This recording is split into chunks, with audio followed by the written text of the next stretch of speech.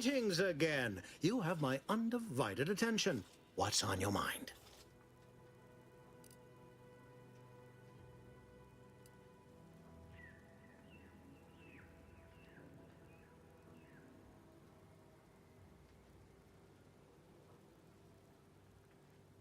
An opportunity to attain my goals and stick my finger in Babylon's eye?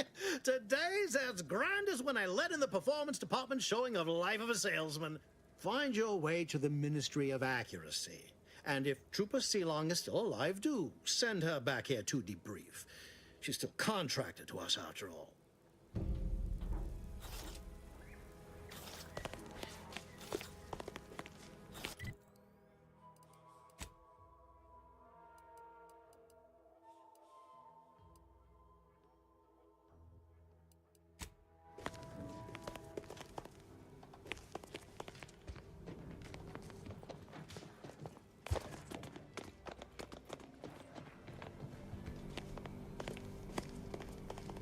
Heard you're working for Milver Street.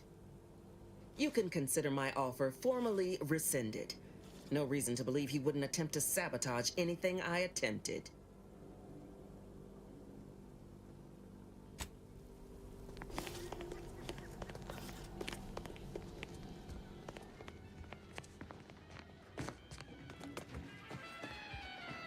Commander, there is a 98.7% chance that hunting Agent DeVries will require greater amounts of ammunition than you currently possess. Ammunition can be purchased at vending machines or crafted at a workbench using materials like this collection of scrap metal and powder. I can also help you craft items in a pinch when we're out together. Most won't even explode on you.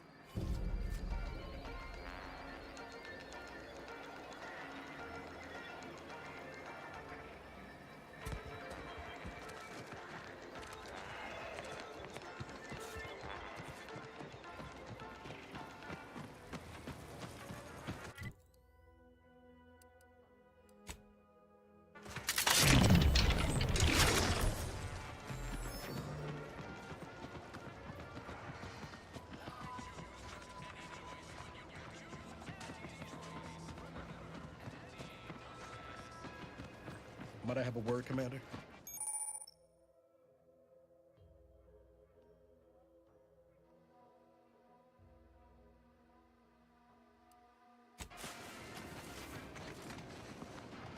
I know I've been pushing to find DeVries, so this might seem a bit of a left turn. Avoid it. I'm just gonna ask. Got an old friend here on the island. The doctor who patched me up after Horizon Point. Ex-protectorate, a good man. Tracked him to Westport a short time ago, but never got up the nerve to visit. Reckon we could drop by and pay him a visit. Brief one, of course.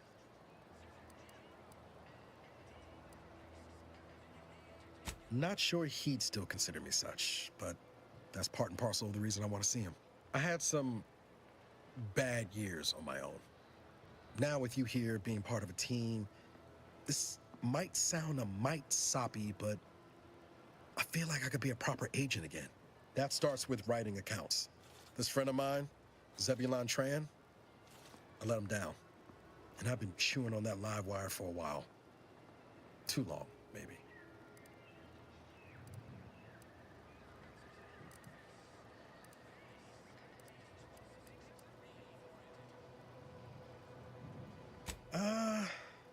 Likely not. We didn't exactly leave off in a good way. Traded some hard words over promises I made and ought not have.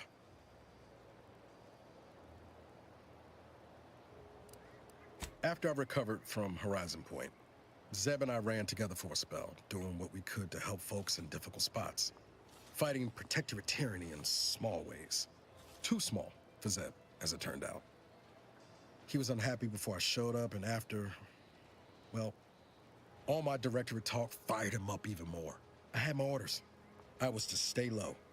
Couldn't let the Protectorate catch wind of an Earth Directorate agent in its midst. But Zeb, he kept pushing to take more extreme action.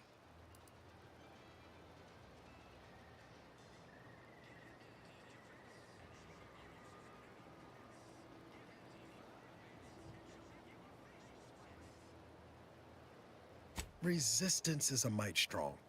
It wasn't like he was part of some greater movement. He avoided speaking out of line, but he was already spinning up discontent by the time we met.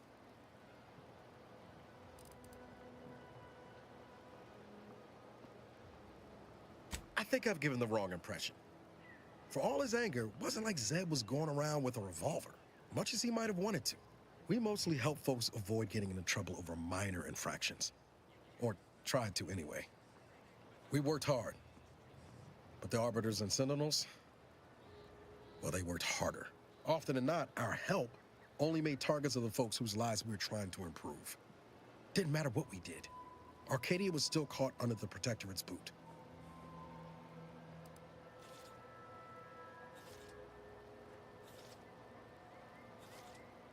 Well, you weren't. Anyway, things weren't good. Zeb and I couldn't find the rhythm we had before. We were arguing every day. Eventually, cutting ties just seemed for the best. Clean like. Only later I learned Zeb hadn't given up the struggle like I assumed he would. He got to stay in mental refreshment for his trouble. That's the last I heard of him, till recent.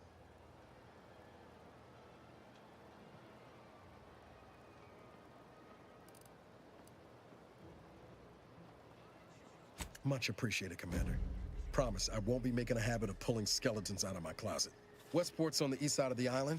I tracked Zeb to somewhere on its outskirts, but never got up the nerve to visit before now. We ought to start there.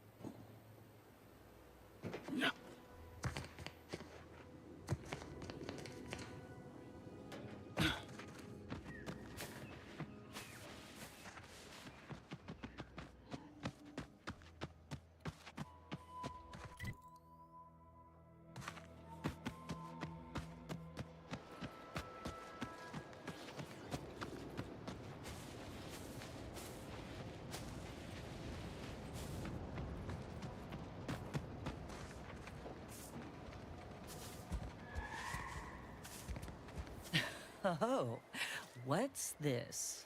Non-protectorate personnel just sauntering up onto my porch, free as they please. Admit I'm accustomed to a higher standard of precaution. State your purpose, outsider, or exit yon way you came.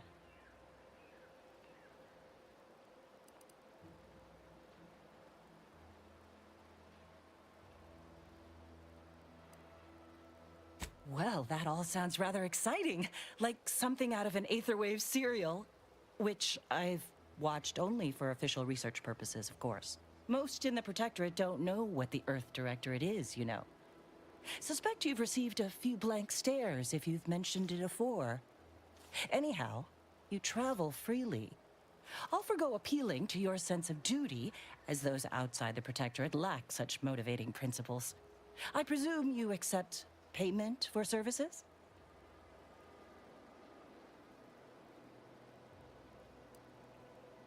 In my role, I compile material providing special insight on other colonies.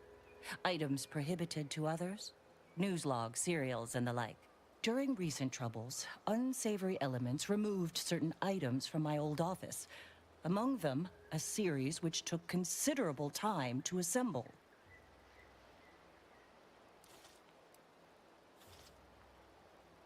Oh, to the point then. A full set of Science Adventures Quarterly has been sold to various unknown parties across the island. I put it to you to find them. Once you have one of the 10 periodicals in hand, I will trade you for rarities and bits. May safety, amity, and ease be yours.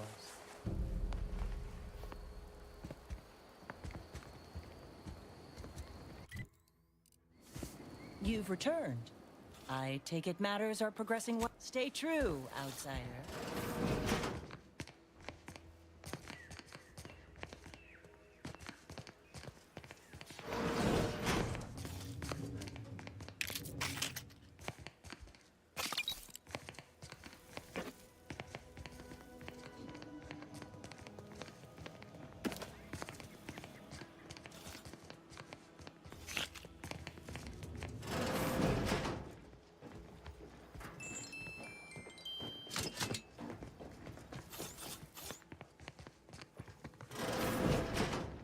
Greetings. Something new to report? Once you have one of the 10 periodicals in hand, I will trade you. May safety, amity, and ease be yours.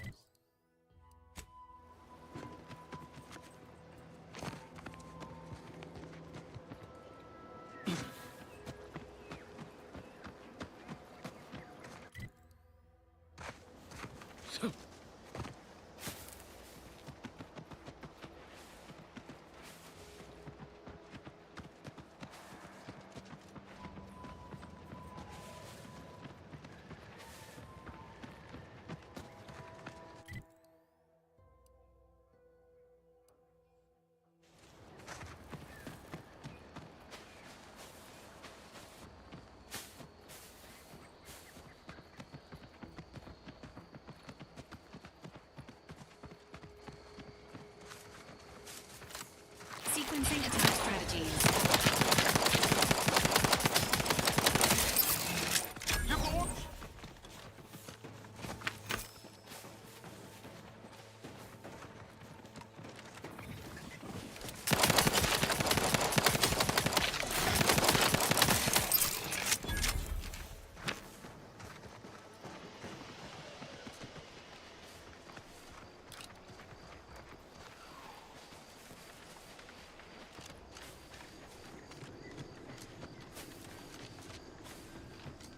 Seems nowhere on Paradise Island's going untouched by this war.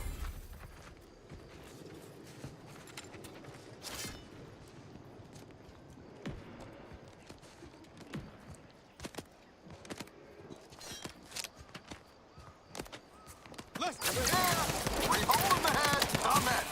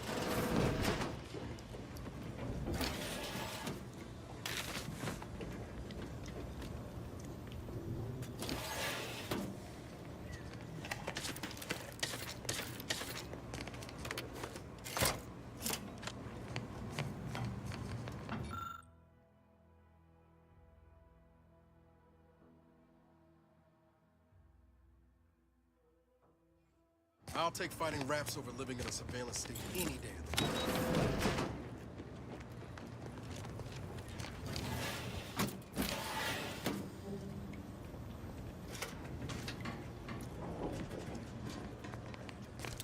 Planting threat. Ain't recharged! Consider your choice of target.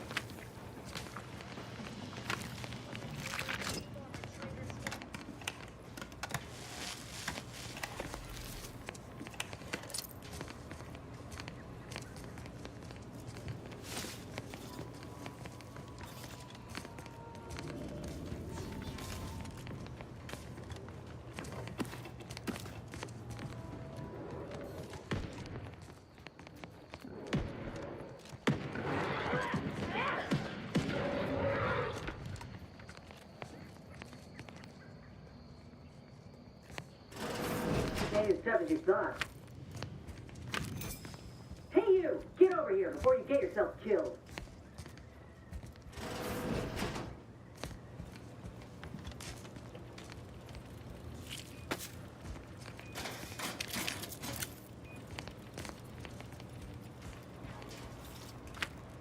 No, you ain't got what I need.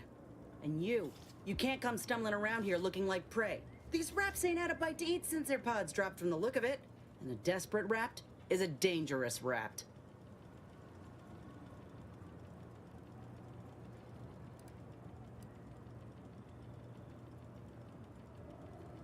That obvious, huh? Yeah, I was hoping there'd be something worth harvesting. Something worth the trouble of killing the poor creature. But hope is the father of disappointment.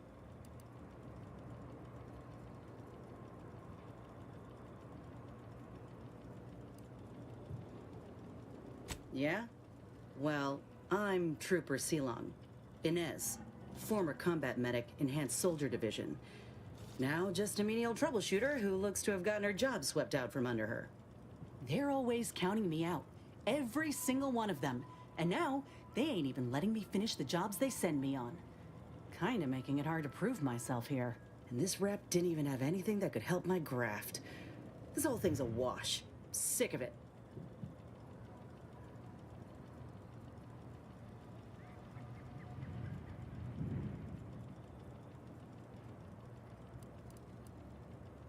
I know, I ain't blaming you. That's part of climbing the ladder. Ain't but one rung at the bottom, and everyone's keen to get a foothold. Can't exactly afford to be picky about the jobs that come my way neither. Considering my condition, options are limited.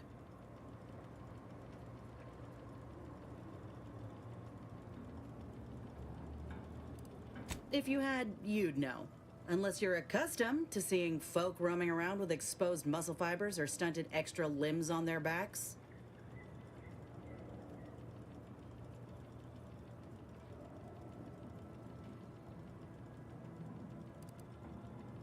Sorry. Guess I'm just used to folks staring real hard and then steering clear. I'm considered a liability. My graph's all wrong. Most everyone else who got one passed or became permanently incapacitated. So they shuttered the program. It was a total failure. Everyone in Fairfield reckons my time will come soon too. But I'm still mostly upright. For now.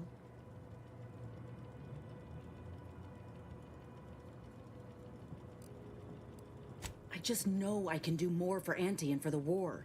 It's just this damn contract. Unless I can amend it so I might fix my graft, proving myself ain't happening anytime soon. Weren't many of us grafted soldiers to begin with. To think I'm one of the lucky ones.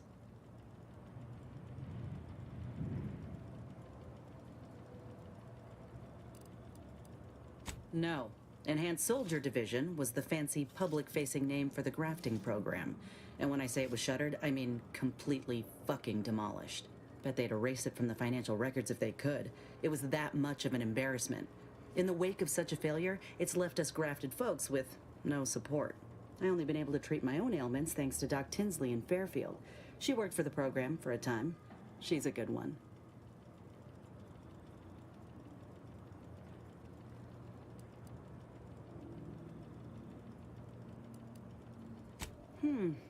She's bound by contract to work on whatever task Fairfield's illustrious leader set her to, nothing else.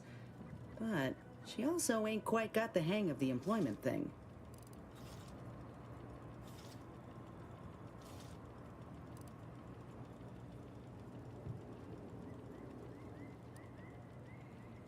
You looked at the fine print of an employment contract lately? It says any action taken by a worker that could result in impeded work must be approved by the contract holder. Not only would trying to fix my graft impede my work, but it's also financially unviable, unproven, a risky investment. So I'm stuck with a limb that's slowly poisoning me. Could pursue fixing it myself were I out of my contract, but if I attempted to end it, I'd have to waive all employment rights for the next year. That's a non-starter.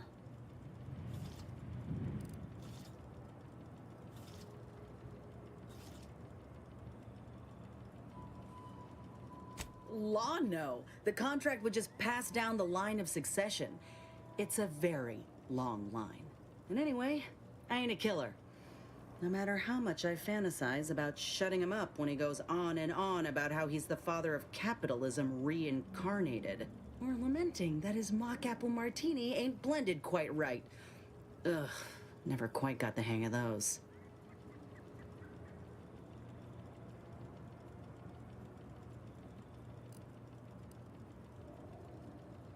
Let me put it this way. If I was already on the bottom rung, this knocks me clean off and buries me in sand. But I started from nothing before. I could do it again. Maybe.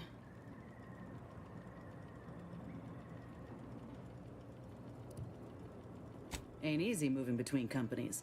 And I wasn't always with Auntie's choice. But that's a story for another time.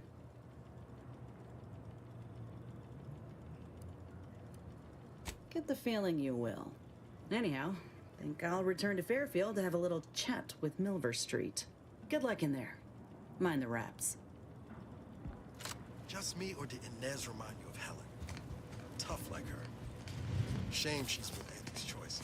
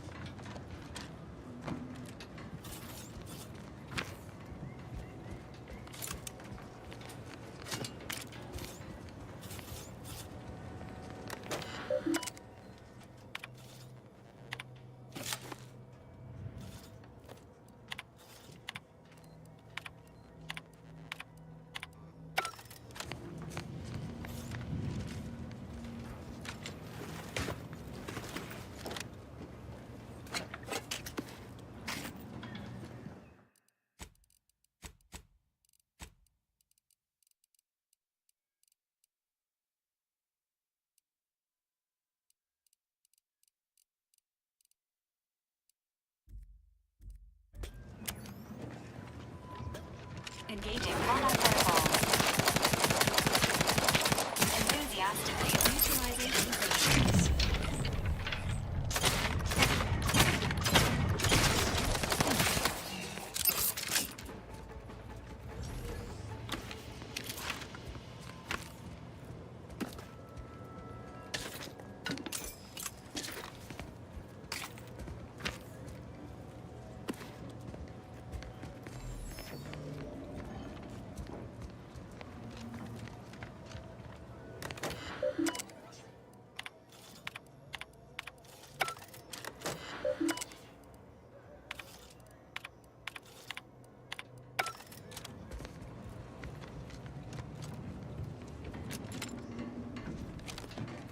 Ready to wait.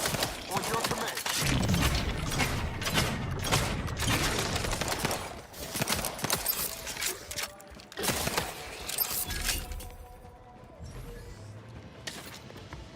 Great.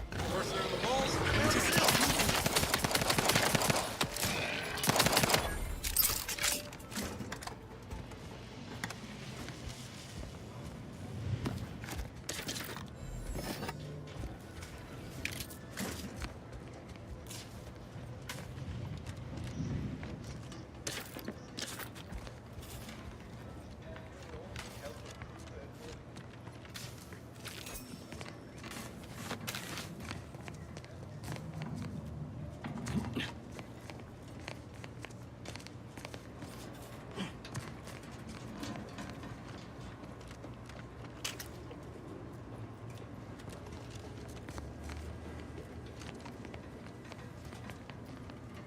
This highly classified information would be of interest to Minister Milverstreet.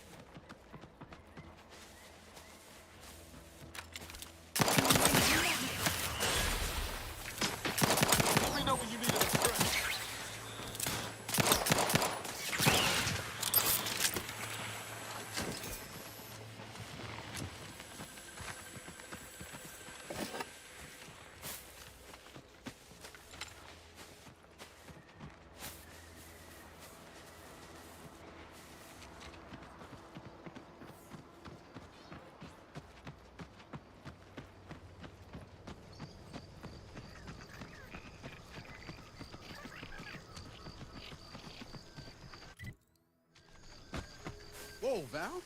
Watch where you're pointing that shooter of yours. You've been pitching a little unevenly. Since the fastball incident of '97, automechs are not permitted to participate in tossball games, leagues, or tournaments. I mean, your aim's been off. Wouldn't want me or the good commander here catching any strays. When attempting to capture a stray animal, approach slowly and quietly. If the animal senses danger, it may grow aggressive. Know what? Forget I said anything. You're doing great.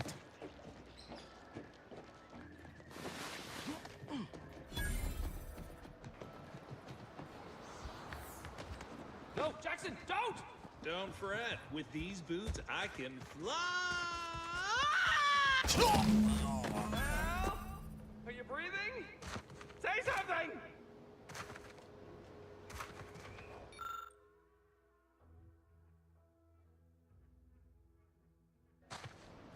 Oh, law. I can't believe he jumped that way.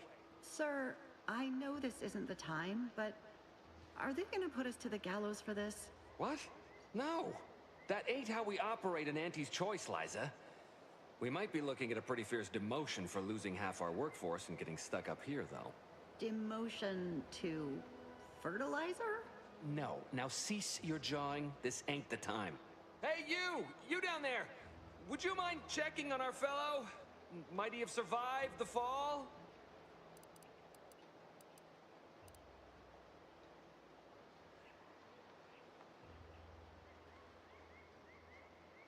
He thought those boots would make him fly, but they really just allow the user to jump repeatedly. Unless their downward velocity is too great. If so, well, you see what happens.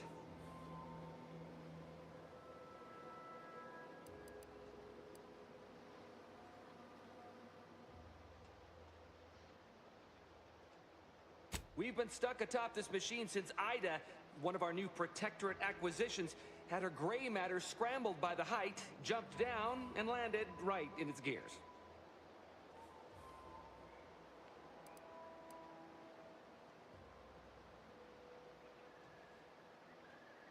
I can't fathom no sensible motive. She joined us shortly after Auntie liberated her with the freedom of meritocracy, and she seemed happy enough. Were you not listening? She said she'd always be a loyal subject. It was part of the endless inculcation we endured in the Protectorate. It can prove insurmountable for some. The notion that she'd sacrifice herself, even after seeing the vast possibilities in staying alive and climbing the corporate ladder, it's just impossible to cognize.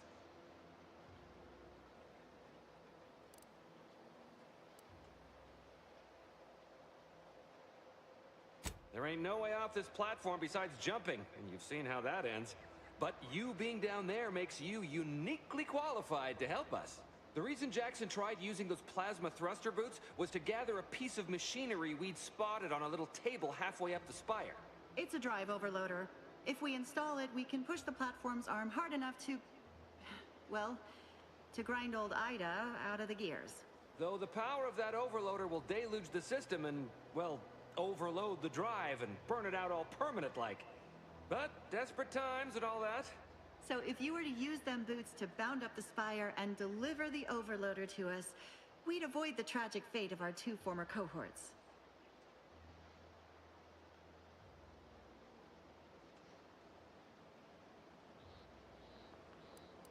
Exactly! Thank the Sovereign... thank you, stranger. We are eagerly anticipating a long life, utterly absent of starvation.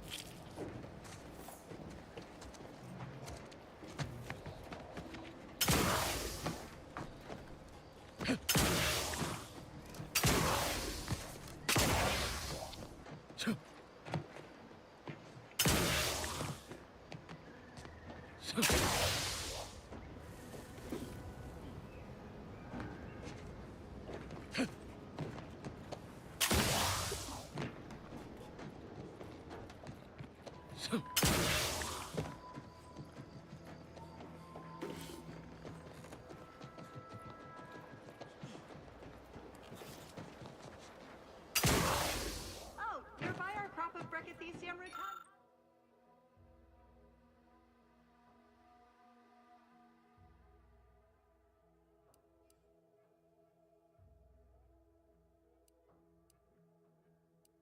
Rotamulum. They're found in bandages and burn tinctures. If you don't have that drive overloader, ascending may be a waste.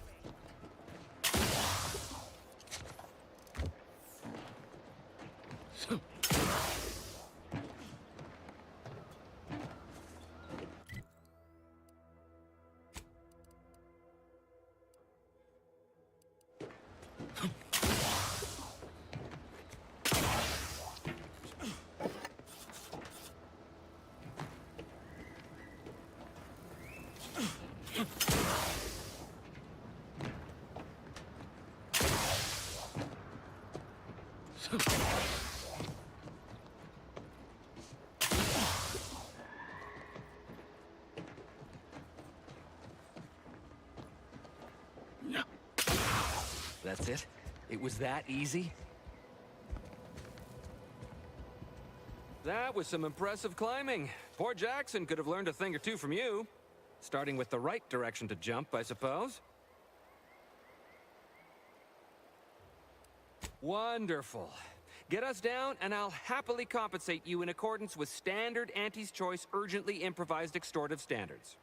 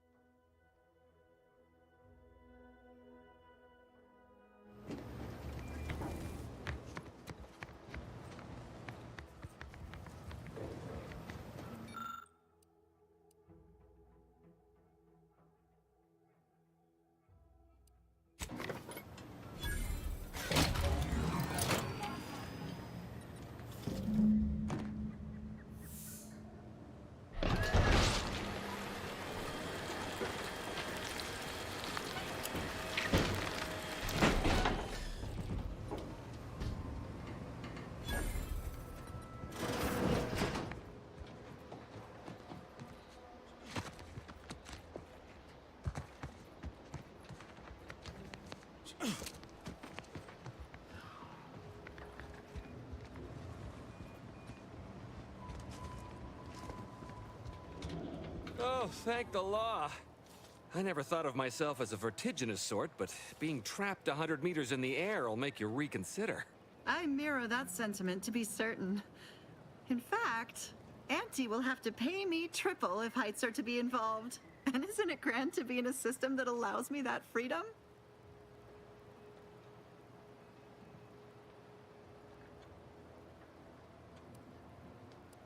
I agree with Liza. I'm inclined to keep a few paces from farming equipment from now on.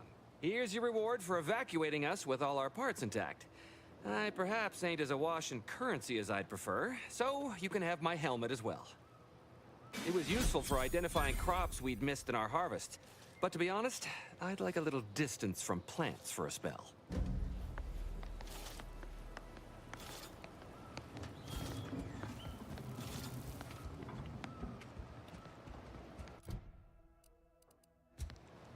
Thanks again for getting us off that literal ledge. Though with our You're gratitude really something meaningfully else, expressed stranger. through the requisite Thank bits, you for getting us down. I'm not sure we have anything more to discuss.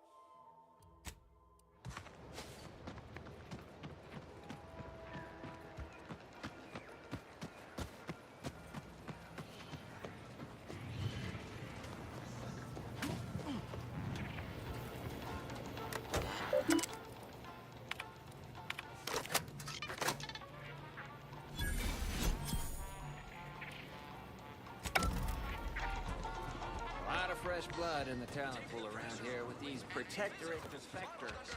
Not sure how I feel about that. Except that I hate it. You've been gone a while. How'd it go? Tell me you got good news.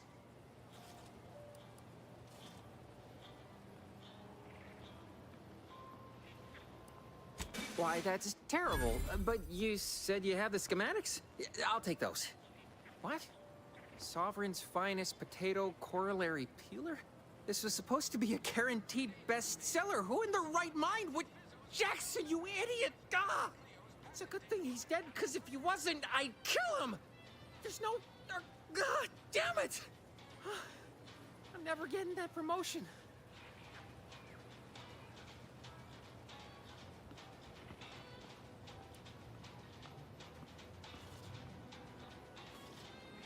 This was supposed to be my easy path to a promotion. Must be something I can do to salvage this. Tell me, did you come across any other advanced protectorate technology while you were there? Anything more, well, easily marketable?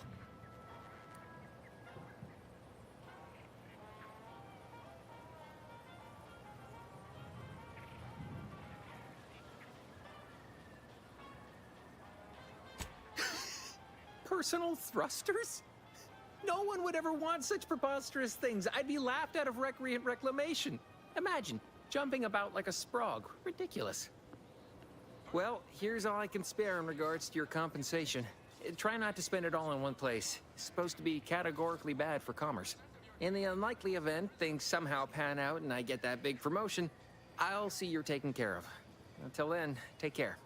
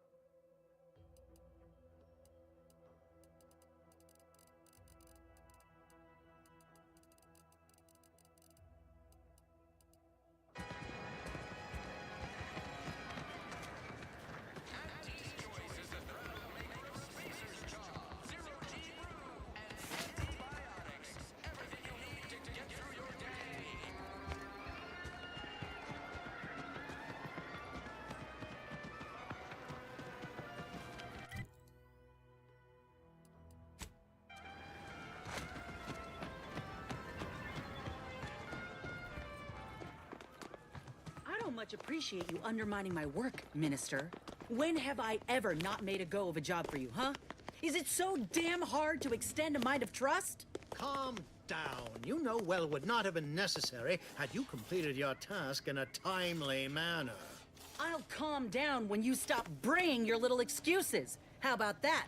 My, such aggression. We scarcely need add hostility to your list of inadequacies, Bad Trooper Sealong, no mind. The individuality encouraged by Auntie's choice sometimes inspires employees to speak out of turn. How has your progress been? Have you acquired what we discussed?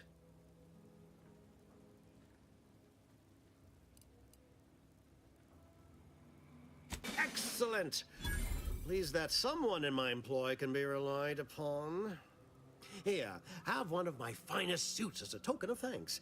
May it aid in your capture of hearts and minds. Again, you gave away my job and told my replacement to send me home.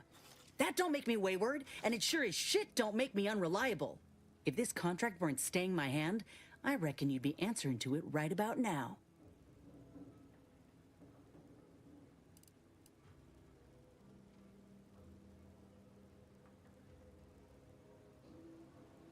You mean grant preferential treatment to a subpar contractor?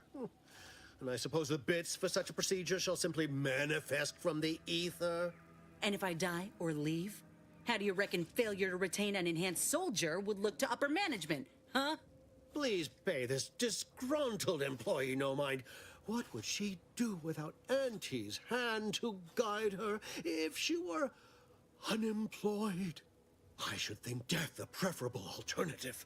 That's it. I'd rather be a down-and-outer for the rest of my life than crushed under your counterfeit leather boa boot a second longer. I quit! It most assuredly is not good for her. This is unheard of, and I might add, you'll not be welcome with an Auntie's choice once more. We'll not take a contract shirker back into our fold. So you say. But Auntie's choice ain't seen a trooper like me before. You'll regret counting me out. Till then, I hope you choke on your mock apple martinis. And you, I got a proposition for you. Come find me when you're done with this clown. She will most assuredly regret her decision. Most assuredly. But I suppose that is no longer my concern. Now, where were we? Oh, yes. The acquisition of this information is but the first part of my plan to bring our foes into the fold and to ensure my future. The second is my operation in Westport.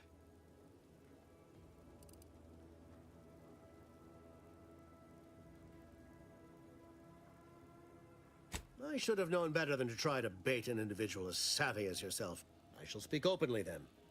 Bringing Westport to heel will deliver me not only my future, but the tools to aid you in your endeavor to enter the Vox station.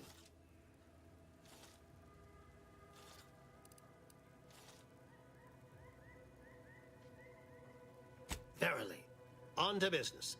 I've a kit of supplies to aid you, items to cajole or to dissuade. Sabotage the town or sway the citizenry. The choice is yours. Should pose no trouble for a go-getter like you.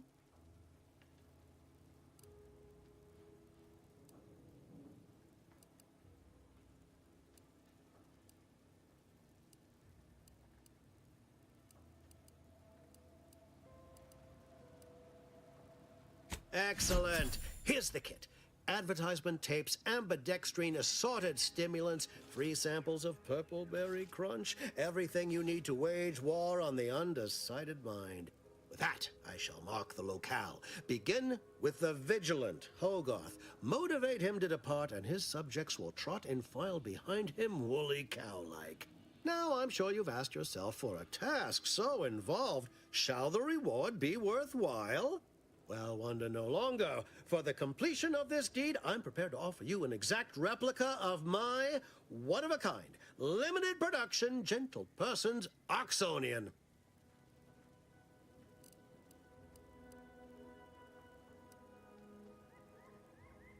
Then consider yourself officially deputized in the war to further innovation and the free market.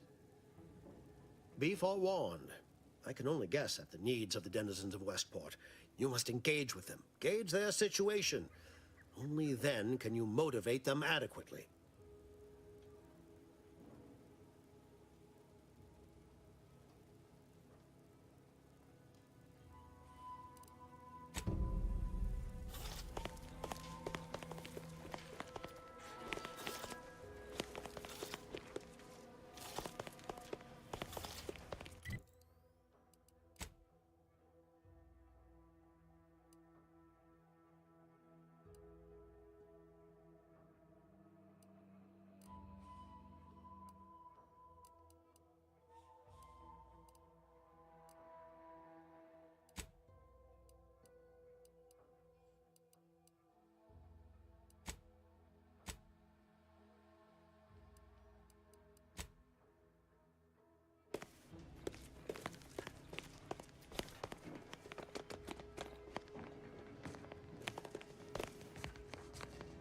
All done in there? Hope that little dust up back there didn't put you off. My contract had me caged, and I was glad to get a few licks in during the jailbreak. Got a proposition. Since I'm newly free-ranged, and you're free-ranged yourself, thinking we ought to team up. You're going places. I want to go too. If you help me fix my graft, you'll retain the services of a fully functioning enhanced soldier. Me. Don't matter what you set your mind to, together we'll be unstoppable. And in time, maybe I'll have earned myself the clout to be welcomed back into Auntie's choice. Had a feeling you knew a good offer when you seen it. Once I'm in top form, you'll be pleasantly surprised to see what I'm capable of. Just gotta find out how to get there first. Doc Tinsley worked with Grafts for some time before she came to Fairfield. Damn fine scientist. Reckon we should visit her lab at the edge of town to see if she's got ideas for us. This much of a crowd's not likely to keep a low profile. Someone ought to head back to mind the ship.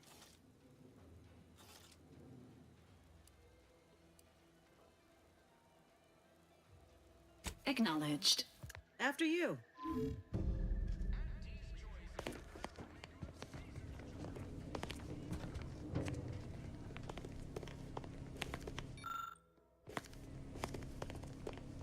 The peddler of half measures returns. Suppose it's too much to hope that you speak in half sentences. Make it quick, yeah?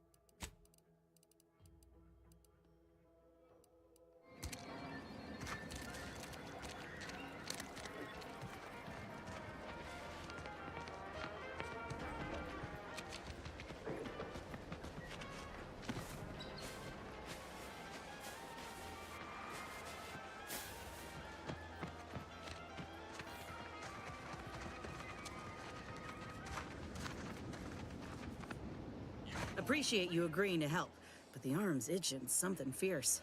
Ready to do away with it. We ought to head to Doc Tinsley's, quickly if we can.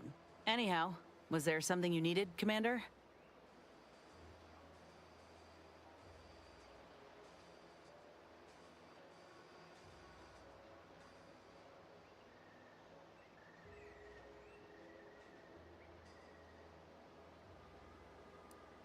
How personal are we talking?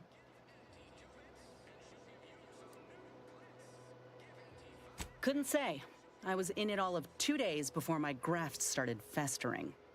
Before that, I was an infantry medic. Our platoon was one of the first to touch down in Arcadia. I would have continued serving on the front line in an upgraded capacity, but, well, once the state of my graft became apparent, it was decided that parting ways would be best. My commanding officer, and the surgeon who performed the operation, I imagine. I wasn't lucid at the time.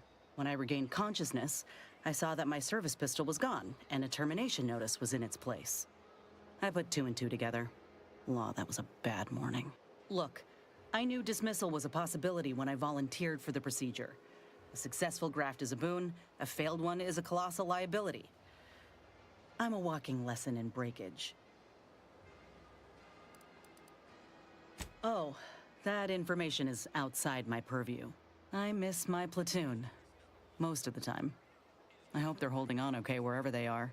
Huh. If nothing else, they'll have Ortiz to keep up morale. I know the nonstop jokes from that bastard sustained me for weeks. Yeah, he's tough.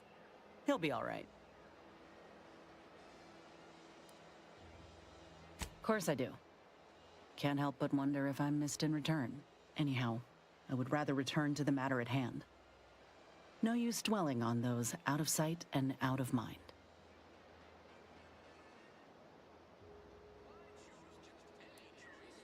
Right.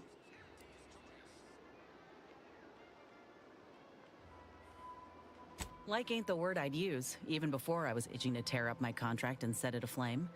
Auntie gave me autonomy, gave me the choice to do more than just struggle to survive. They treated me better than my last employers did, and despite recent events, I believe in their mission. We can give folk here in Arcadia a better life.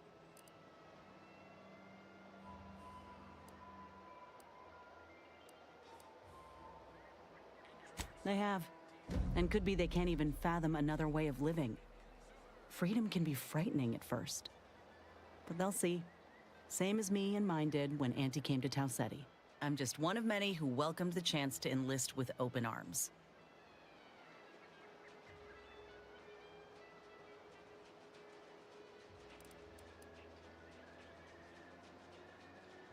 Of course, going from a life lived in squalor to one that rewards you on merit, it would send anyone's mind spinning. Now, do I got qualms with Auntie? Sure. But I'll tell you what, when she overthrew those Spacer's Choice bastards in Tau Ceti, my home system, that takeover was the best thing that ever happened to us, even if it took time to see it. But I reckon that's a tale for another day. That all you wanted to discuss, or... Fine by me.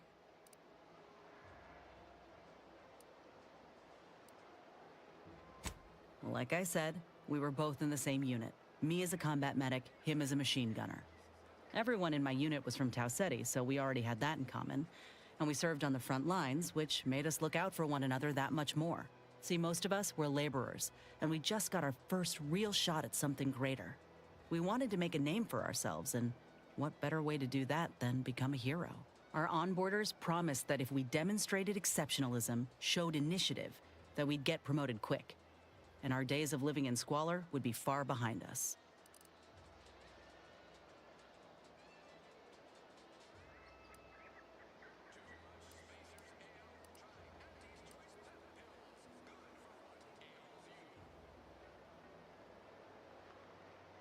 It ain't like they forced us to join up.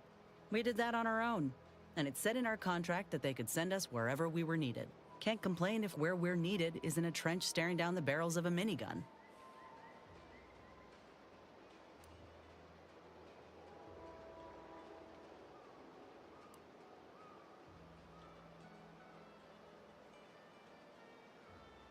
I reckon that's a difference in perspective.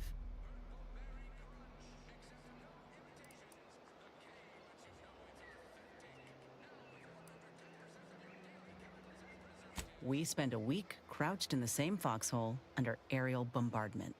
Shared water one sip at a time by the end of it. Anyone would have been friends after that. I don't know if I would have made it out alive without him. Maybe I'll tell him that over a beer one day. Praise him in front of the whole saloon. Law knows he's got a thing for heroics.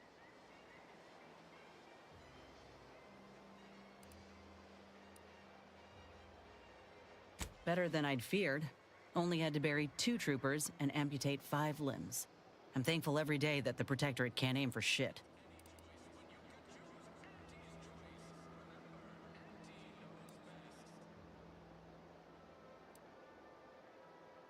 He kept me clear-headed. Every so often there'd be a lull in the bombardments and I'd hear voices all across the field, calling out for aid, for mama, for death. Almost got my head clean taken off when I tried to scramble out of the foxhole the first night. I heard a call for help and moved on instinct. Damn foolish of me, really. Ortiz told me not to panic, to wait till he could provide cover, to just shout first aid instructions where I could. It was too valuable to fall in battle, he said. It was a rough few nights at first, knowing I couldn't help folk who needed it.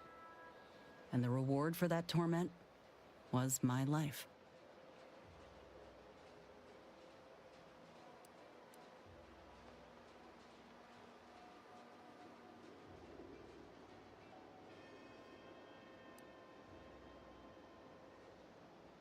I appreciate that, Commander.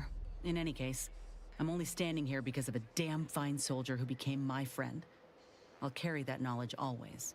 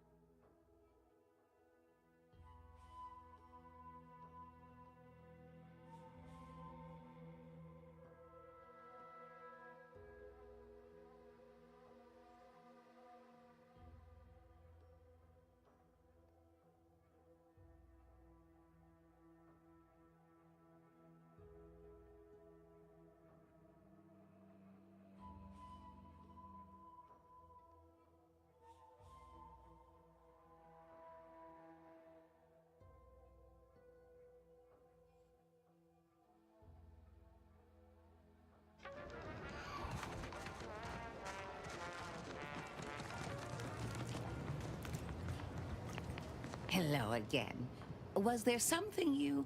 Oh, Inez! You look, well, like you could use an ice bath and a cup of newly formulated trip teas.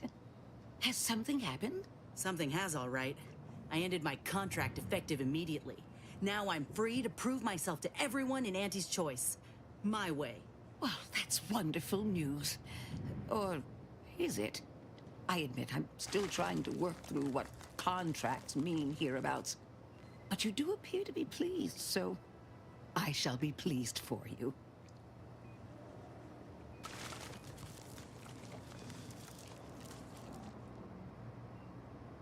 Ah, that is not common knowledge in this town. But since Inez appears to trust you, I suppose I can do the same. Before I began my new illustrious career working with our tame, scaly friends here, I was a researcher in the Enhanced Soldier Division. Oh, I was on the verge of breakthrough when they shut us down. Oh, when I think of the lives I could have reached. But in my current role, I do try to help where I can. Where my own first aid training can't reach, Doc's got me covered. The graft knocked me on my ass for weeks when I first got it. But she nursed me back to health. Would if I could have done more.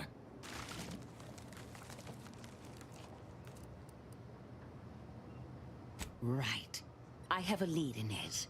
I've identified 2 viable beasts on this island that you may be compatible with. Though it may not be easy to acquire the suitable specimens.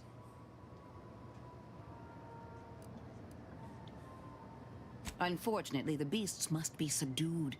And due to the nature of the specimens we require for the procedure, sadly killed. I might add that these are powerful beasts indeed. The first candidate is the skeleton crabble. It has a rare form of albinism and was last spotted on the western coast by protectorate scientists, who, unfortunately, went missing. I happened upon an old report of theirs along with a code used to operate their machinery. If their fate is what I suspect, the code may be of use to you. I heard rumors of the creature myself. Our skeleton sounds a good bit larger than the average crabble. Meaner and smarter, too.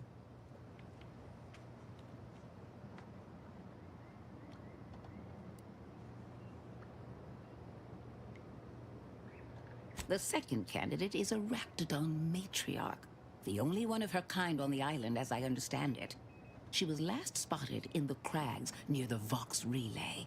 Deep in protectorate territory. This matriarch sure ain't making it easy for us. She'll be more aggressive and more cunning than her smaller kin.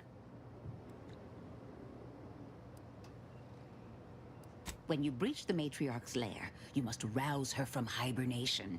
I found pheromones to be quite effective. Inez, I'm certain you know a formula that may suffice. That I do. Excellent. It'll be a rather unpleasant wake-up call for the matriarch, so she'll be upon you in moments. I suggest your armaments be at the ready. Then the grafting part is yours.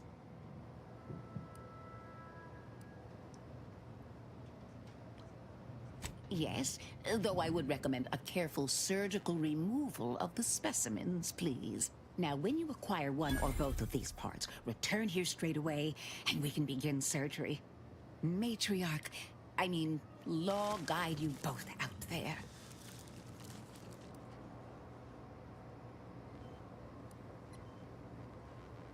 Oh, I love questions. Ask away.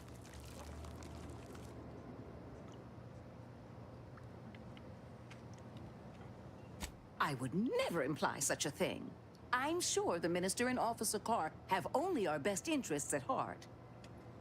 Though I must admit, their continuing quarrels give me trepidation. I'm unused to the way things are done here, I suppose. The Protectorate leadership never behaved in such a manner.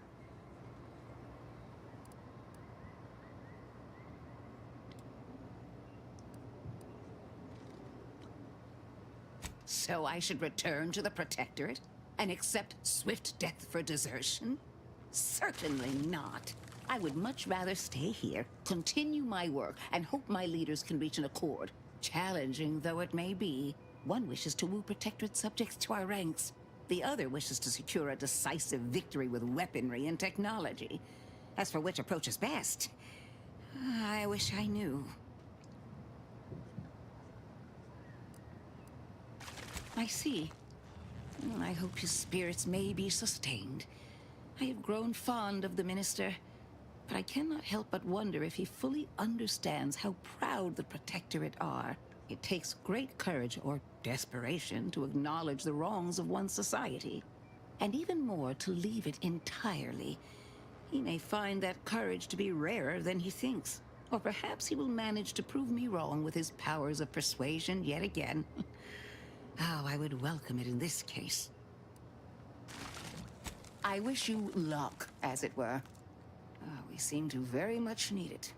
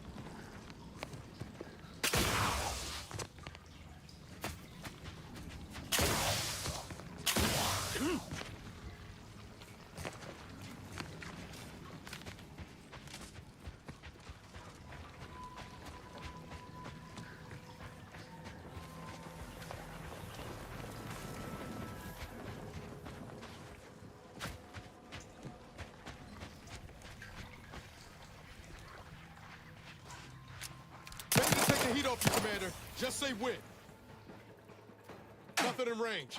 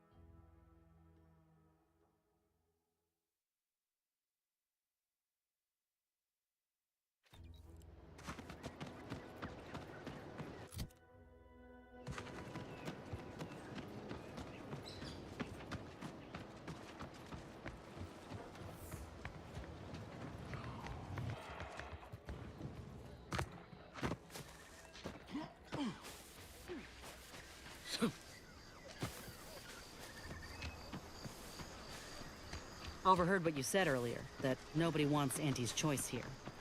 Maybe not right now, but that tune will change once these folks see just what we're offering them. Freedom. Freedom at the point of a gun don't strike you as a mite forceful?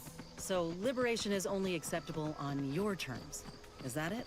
It's acceptable when we do it because the people ask for our intervention. That's kind of the whole point of the Earth Directorate. You say that, but we both know that ain't why you or the commander came to Arcadia in the first place.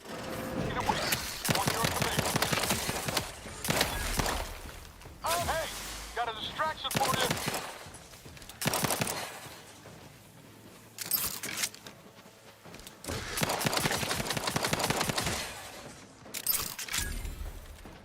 Finally, we can get back to talking.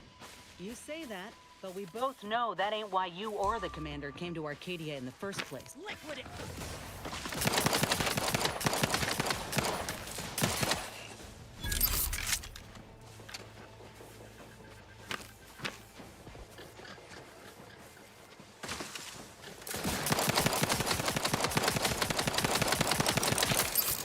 Trigger finger's still tight!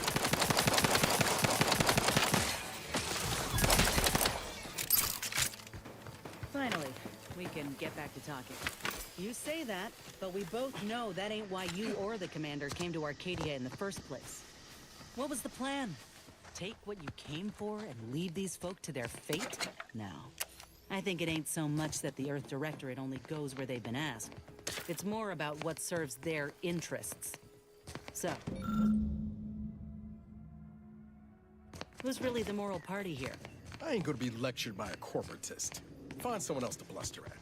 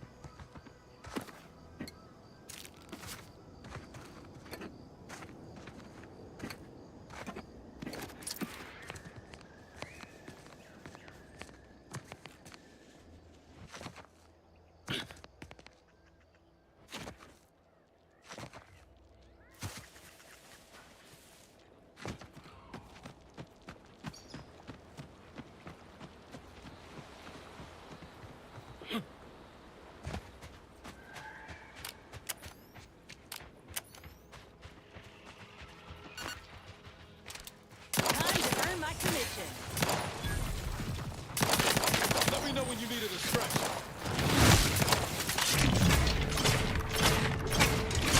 Couldn't hit the wrong side of the frame. We're here!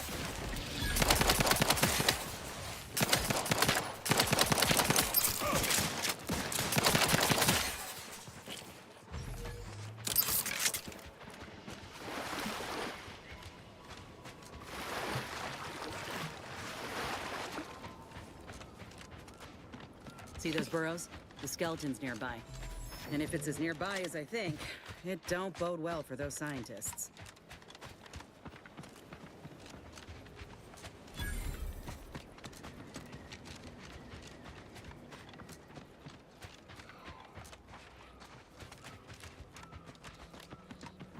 Well, you hate to be proven right. These folk have been dead a while. And that must be the machinery Doc mentioned. Over here, Commander.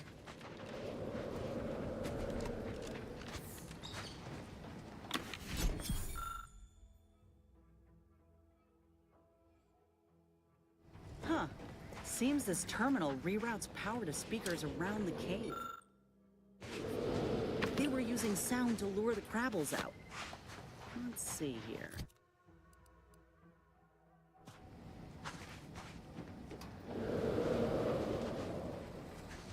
Generator's back on. Power up that phonotron, would you? Should cause enough ruckus to make the skeleton come out and play. And what am I supposed to do? Just stand around and look pretty? Well, if the commander's keen to share, You can press the button too. Wouldn't want you feeling left out.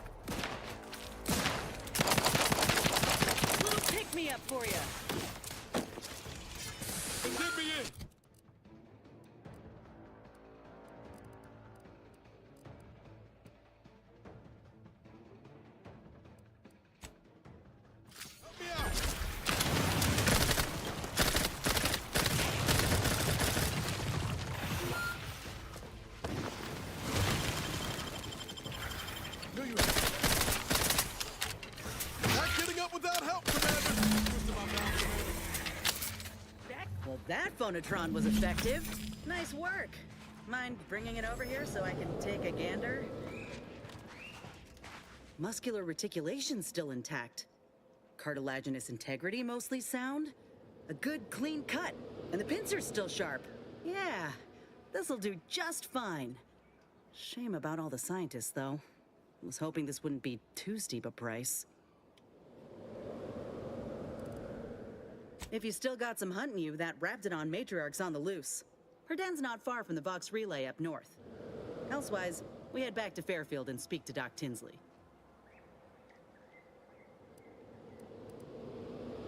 North it is. After you.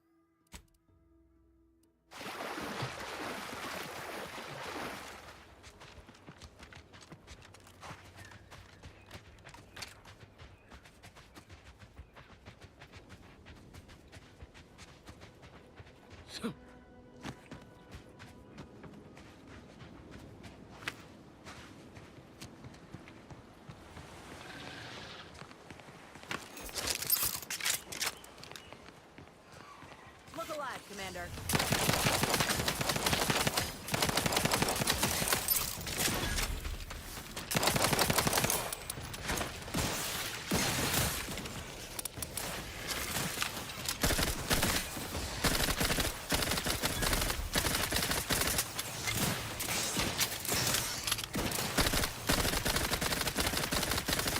Take the heat off you, Commander. Just say I'm the one you need to worry about.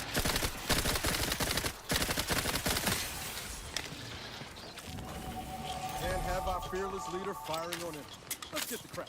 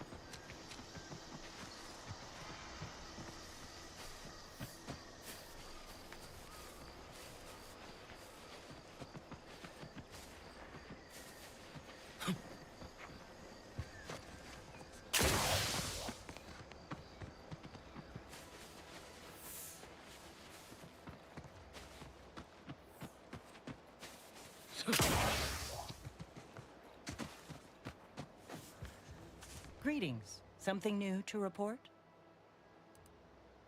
A proper start. Here, for your effort. Return again when you have another 4 volumes, and I will trade them for more valuable oddities. Stay true, outsider.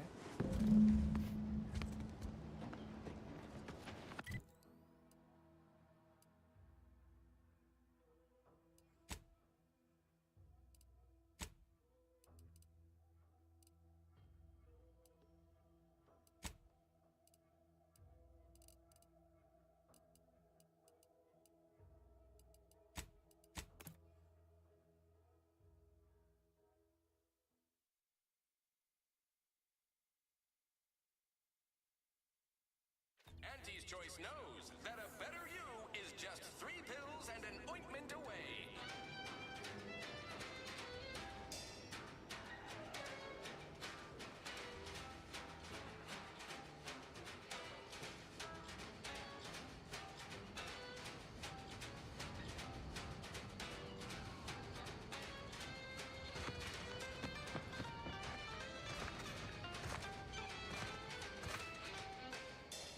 Why choose just any choice when you could choose Auntie's Choice?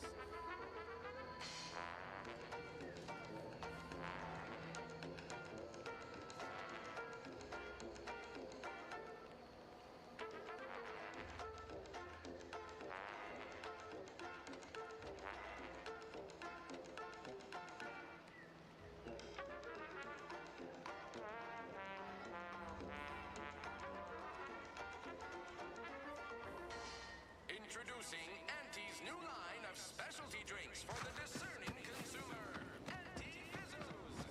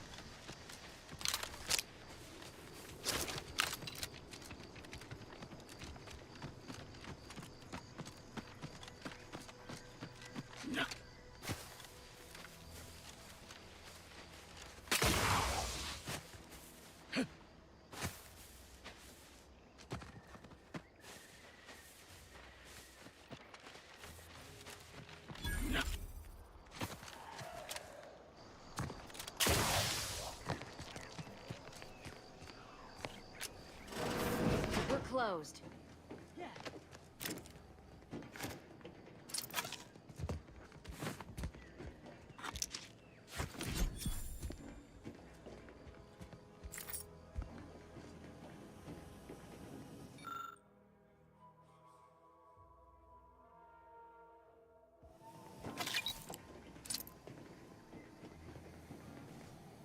Did you not hear me?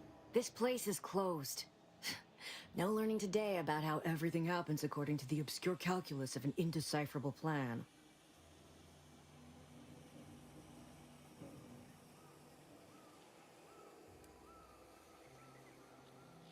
Why are you asking? Who are you? The people she tried to kill. By the architect. I had no idea.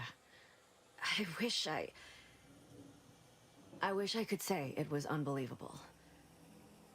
I was afraid she was becoming a danger to herself and to others. But this is horrifying. Yeah, imagine how we feel. Why don't you tell us where she is so we can make sure she ain't being a danger to herself or others? And how are you going to do that? That ain't something you ought to be concerning yourself about. If you think I'm going to help you do what I think you're talking about, you are deluded.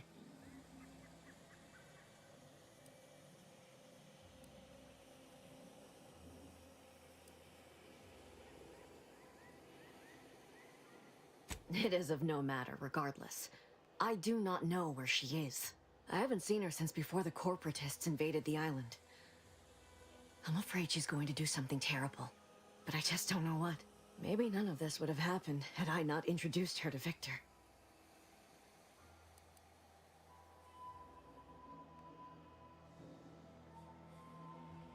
How did... You saw her terminal, didn't you? Victor's an Order archivist. We were all friends for a time. But then, shortly before the schism, they started talking to some others inside the Order. That's when things became tense. I started to become uneasy, scared, really. She kept getting angrier with the Order the more she worked with Victor and her other contacts. On top of everything else, it became just too much for me.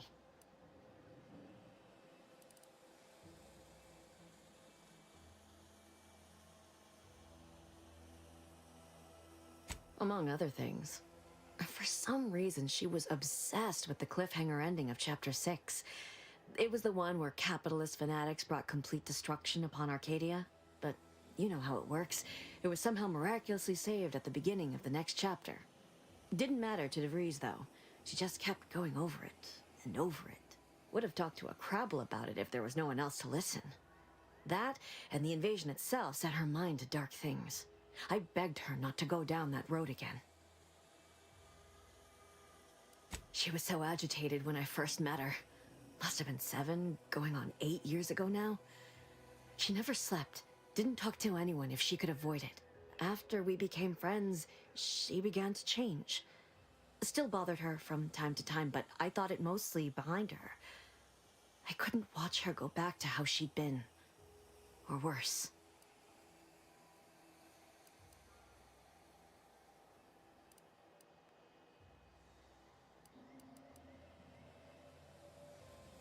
We became friends when she...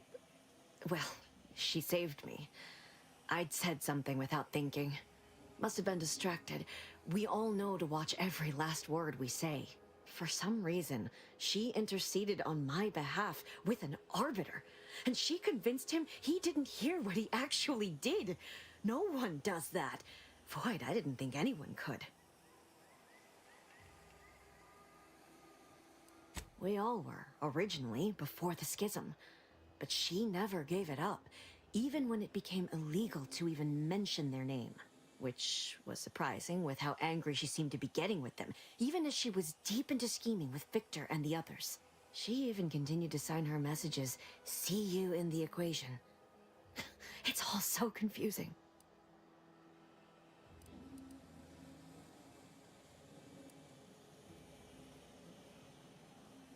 What do you mean? It was where she worked, one of the Protectorate's communications hubs. She didn't speak of it much, at least to me. She may have spoken to Victor about it.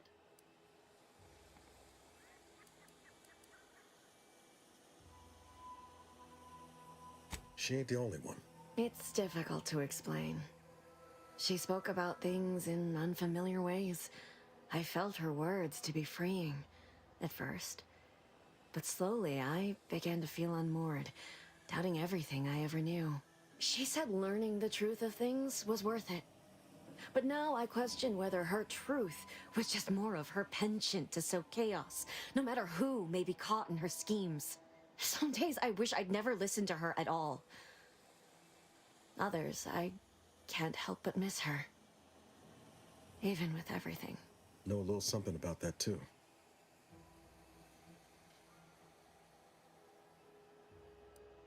I did try to. Once. After the corporatists invaded Paradise Island and took over Fairfield. They seemed to let anyone in there. Some boisterous fellow even tried to recruit me.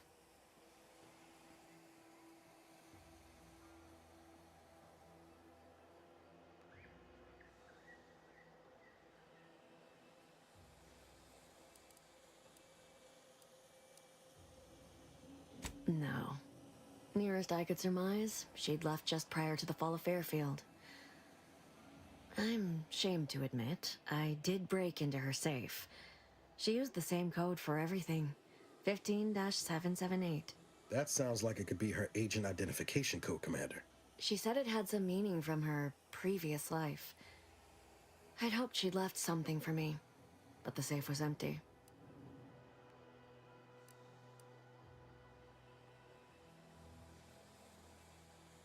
No.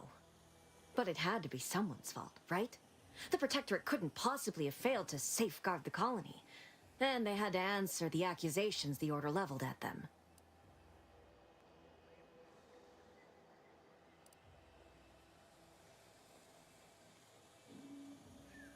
I know I've no right to ask this of you, but when you find her, please remind her of who she used to be. She's unwell, but I know there's still hope for her.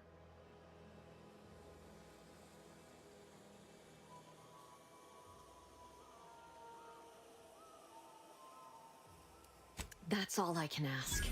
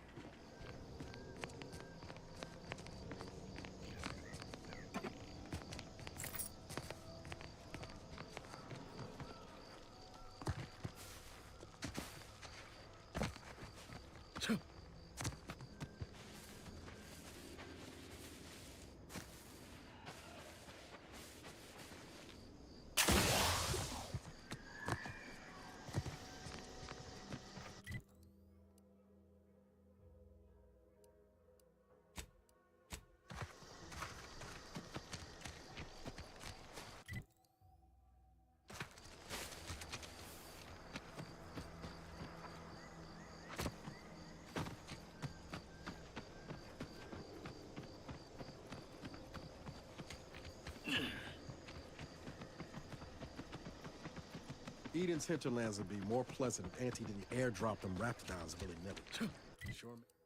Sure makes getting from A to B a pain. Blame Spacer's Careful, choice. friend. They're the ones who Reckon first there might weaponized be the a livestock in such a laundry manner. room Auntie just acquired and rebranded the idea when she came to Tau Ceti. Right. This stretch runs Poor between Auntie. Fairfield and the... Her hands were tied. I heard you all bred the raps for diet toothpaste and such originally. Only taught them to heal and kill later. Ain't sure who you all is referring to. Me? I prefer for the raps to stay wild. Free. They're better off out here than in cages in a cargo hold. fire if you Better head for down them, past sure. the farm. Not so much for Last us. time we wandered past, they opened fire on us. A real code 472. Oh, great. A 472. Been a while since I had to dodge bullet spray.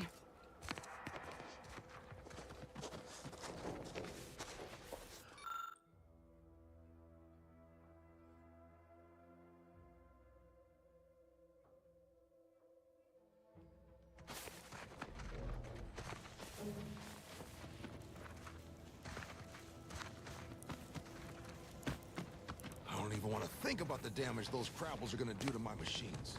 They're crabbles. They ain't gonna do nothing to your precious terminal. Only thing they're a danger to was us. Yeah, you may have the right of it. I just ain't certain.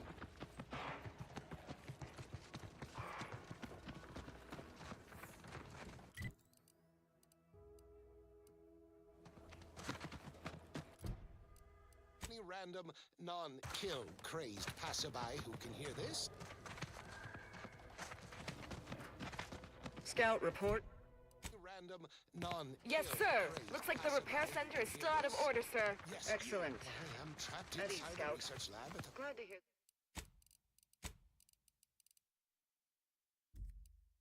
To hear that they haven't managed to repair it, even if command has temporarily put the You actual fighting. must. My subordinates have become homicidally irritable, though remain unaccountable for their actions. Find me in the renovated grain silo. Help me formulate a cure.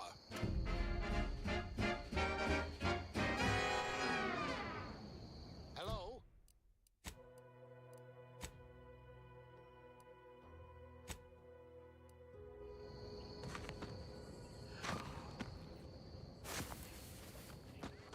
These anti-soldiers seem twitchy to you? Might want to sneak our way in.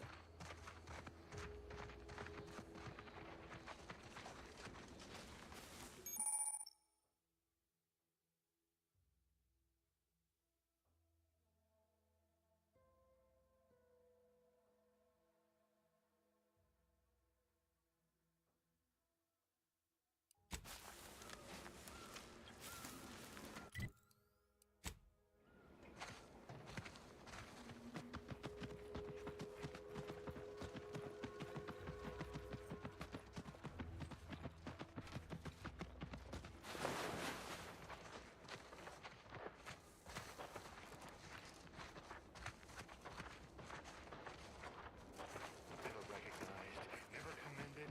Don't be with them. Wouldn't anybody be? Confusion of reason. Ask anyone.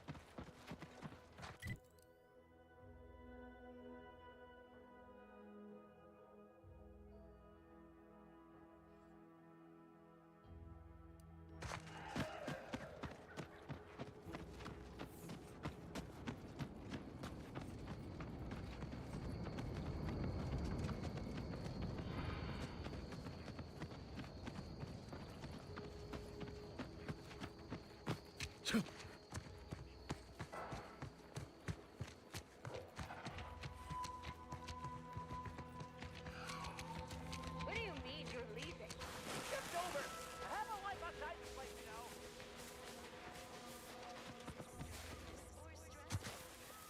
Is nutritious and plentiful.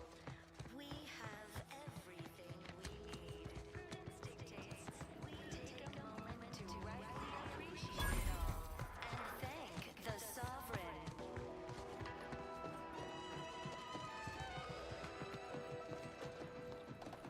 You are the raw material for perfection. From the lowliest subject to the most exalted vigilant. Huh. All fulfill Well, our duty to the protector. at least it's not shooting the water anymore. Together.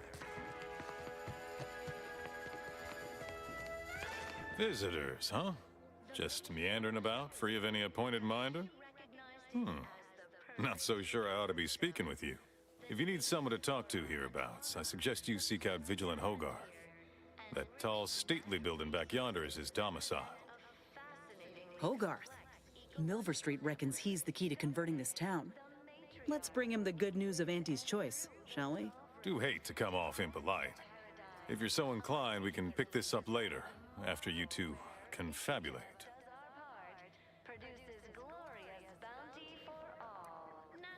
Word to the wise, despite what you might hear, we still consider ourselves part of the Protectorate. Anyone spots an outsider engaging in misdeeds might just open fire. Nettlesome raptidons, or the base individualists within Auntie's choice. Though don't fret, the system is resilient. The system abides. But now, more than ever, we must all do our part to maintain it. Keep doing your job with pride. Did you hear? We're letting anyone who wants to train at the Arbiter's facility. The paradigm says we're to spend our lives in our predetermined profession. That's why it's so generous of the Sovereign to let us become tiny cogs in the Great War Machine.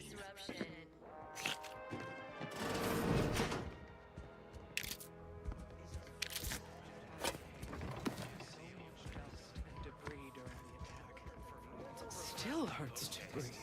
It's not just a good idea. It's the law. I was sad for a moment because my house got submerged in the flooding. But then the wireless told me everything was splendid. Now I feel much, much better. That you have entered a recreant locality. Record states as follows. All inhabitants are declared treasonous due to insufficient zeal in defense against seizure. The wireless said that flooding Westport is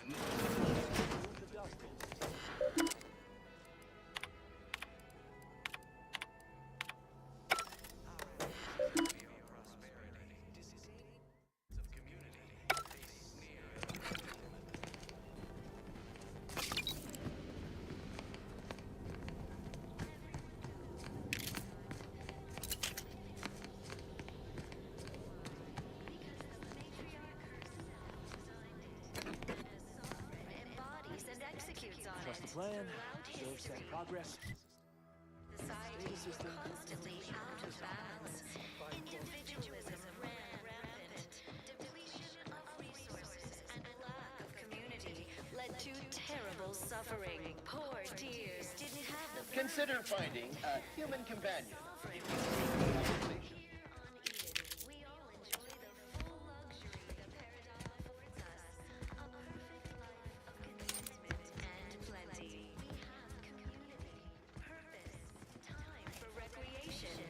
We sleep well at night. Work isn't strenuous or stressful.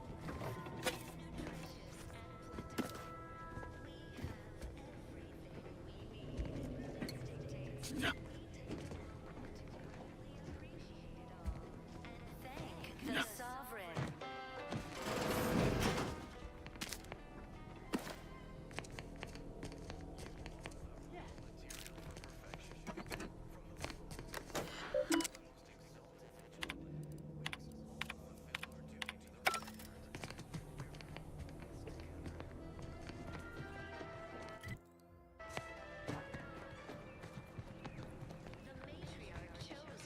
Because she recognized it as the perfect ecosystem.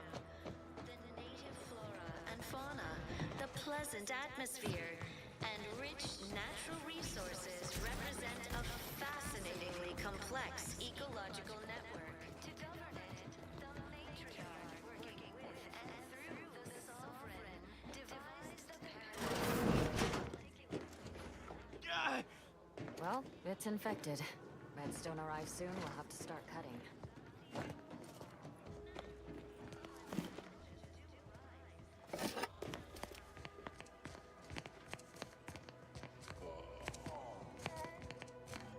My body is covered in burns, acquired in I battle. wish everyone's neighbor Prudence was my The actual only neighbor. relief I have is when I Except can jump my in the water domicile and is Of course, it's presently part of the in our Sovereign's house. plan. He floods our houses, which makes more habitat for fish, which offers us more to eat, which gives us the strength to build new houses. But then, how do I cook the fish?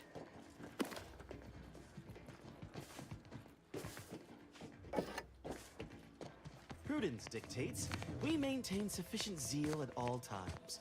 You walked in here under your own steam and appear reasonably free of cuts, burns, or weeping lesions. So, I assume you're presently devoid of mortiferous injuries. Good. Because we've got more of that than we can handle.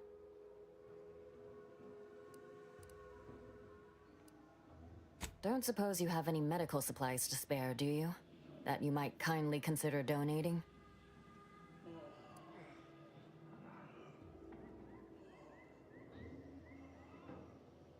Oh, no thank you.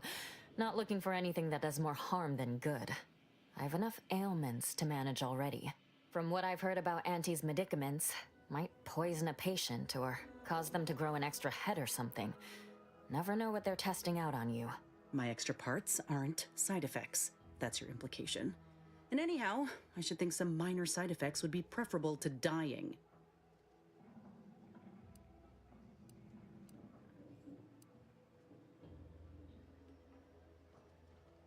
Honestly? Well, I'm a reasonable judge of character, and you seem upright. On behalf of my patients and I, thank you. We're all grateful. Guess outsiders aren't all just base individualists like they say on the wireless. Barring this being some tricky sales strategy, that is. This is a good start, but I fear it won't last long. Wouldn't happen to know a reliable means to procure more, would you?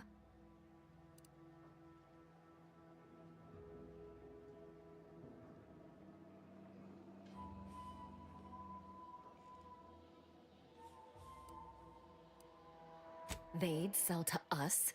Those medicaments you gave us before? No, never. You must think me easily hoodwinked. Our societies are sworn enemies.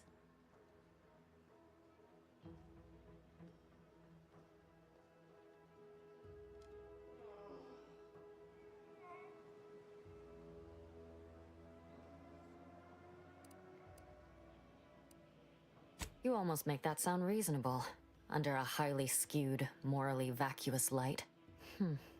Not seeing a wealth of options here at present. I can watch my patients die, then face execution, or we can resettle elsewhere and remain alive. I lean toward the latter. The abandoned section of Westport ought to have some supplies. Should be enough medicaments down there to help our injured survive the trip to Fairfield. It's perilous, though.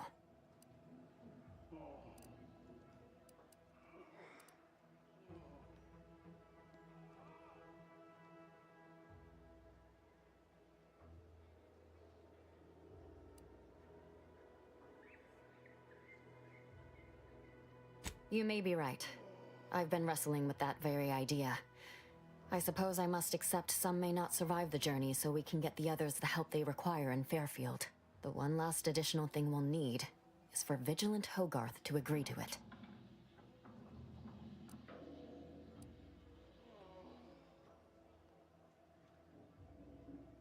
It's less a concern about disloyalty, and more my respect for his abilities. He's a skilled leader, and we could sorely use his aid, from coordinating logistics to keeping up morale. I'll surely have my hands full with my patients. His presence on the journey would save lives.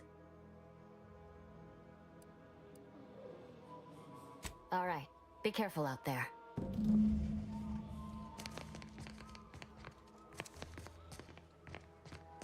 Has the Sovereign said how many of those pills were each allowed? It must be at least a fistful more.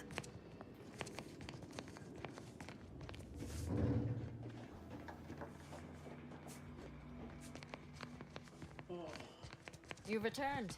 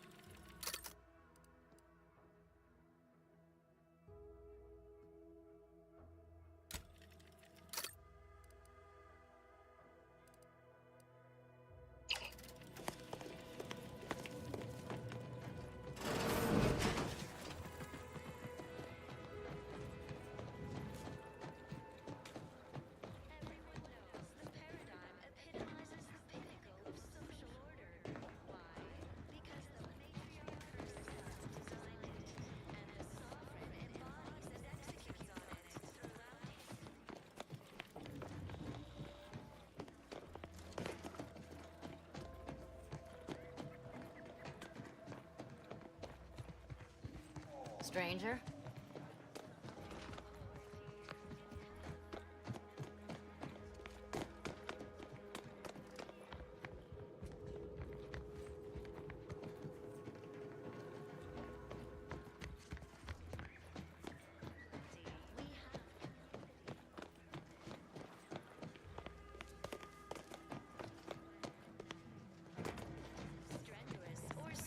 Greetings. Food is nutritious and plentiful. We have everything we need. Prudence dictates we take a moment to rightly appreciate it all and thank the Sovereign. It is my esteemed pleasure to welcome you to Westport, once a shining testament to protectorate excellence, now a picturesque example of the evils of corporatism. But where are my manners? We do not have much, but please let me offer you some victuals. Tut. I insist. Serving Unit 1. Something for the visitor at once? Confirmative. Perhaps you're wondering why I'd open my arms thusly for a stranger. Simple.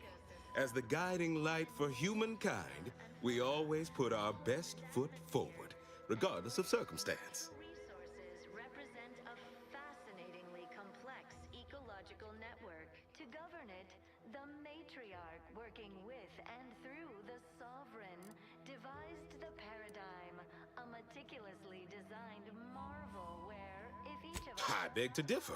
Those walls have stood for over a century and would easily have stood for another, were it not for Auntie's greed and envy and explosives. Invasive species can unbalance even the most robust ecosystem, like those nettlesome raptidons or the That is unlikely, as they are too ignorant to see our obvious superiority.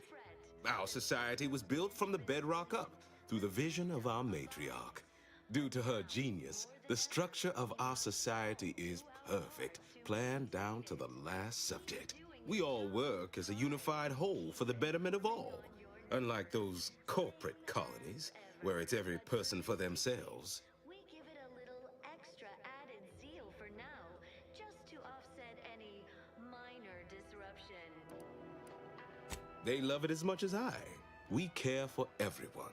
Why, we've even eradicated the drudgery of manual labor through our perfection of auto-mechanical technology. That brings me to a matter I'd like to discuss with you, actually. I believe something still can be done. This town can be saved, its people given a reprieve. Were we to acquire the one thing vital to our existence, auto-mech parts. What? Comestibles served. We of the Protectorate pride ourselves on our mech programming. Among the vigilant, it is even considered something of a sport. We are not miracle workers, however. Without parts to work with, we've no hope of remaking our mechs to do tasks beyond their initial functions. We need repair mechs, domestic mechs, not combat ones. Serving Unit 1 here is about as much as can be accomplished without replacement parts. Everyone knows the paradigm epitomizes the pinnacle of social order. Why? Because the matriarch herself designed it, and the Sovereign embodies and executes on it. Throughout history, humans... Recalibrating a mechanical is not simply a matter of flipping a few switches. We'd need variable gears and essential motivators to have any hope of rebuilding their programming. Reprogramming mechs to perform functions outside their assigned roles is a complicated affair. Our wily chief mechanist can do it, but not without parts. Unfortunately, we lack ready availability of said parts. A perfect life of contentment and plenty. We have community, purpose... Why, we're traitors, obviously. We've not fulfilled our duties as members of the Protectorate. It is incumbent upon us to fight to the death, yet we still live, as does our enemy. Now, either the Arbiters arrive to execute us, or this place falls under the vapid boot heel of Auntie's choice. No matter who wins, we cannot sustain ourselves here for long. You are the raw material for perfection. From the lowliest subject... My linguistic embellishments are somewhat beside the point. This here's a matter of accountability. Responsibility was mine. Disgrace and judgment should be mine solely as well. My intention is to absolve my subjects of any and all such blame. I owe it to every single person here to try. The pleasant atmosphere and rich natural resources represent a fascinatingly complex ecological network. To govern it, the matriarch working with and through the Sovereign... What sort of payment do you seek? Don't imagine we have much you need. Marvel where, if each of us does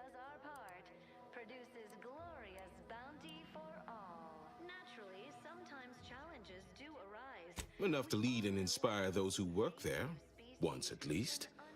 I was previously the ranking vigilant on this island. Why do you ask? Nettlesome raptidons, or the base individualists within Auntie's choice. Though don't fret, the system is resilient. The system above.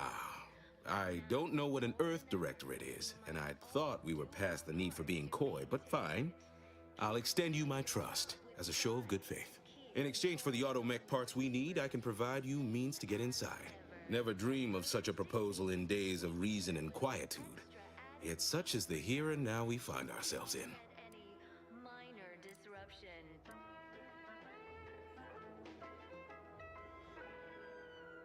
Wonderful. My unavoidable march to the gallows feels lighter already. At least now my subjects will have a fleeting chance. The parts can be found at the Euphoria Coast Automech Repair Center to the south. But do not, under any circumstances, tell those stationed there why you need them. To get inside, you will need an access pass from the Ministry of Accuracy. Since we have all been marked as traitors, I cannot create one for you here. Sabotage and/or manipulative indoctrinatory falsity.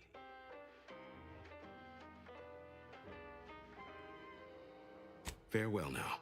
Enemies envy our prosperity, disdain our sense of community. They sneer at our contentment.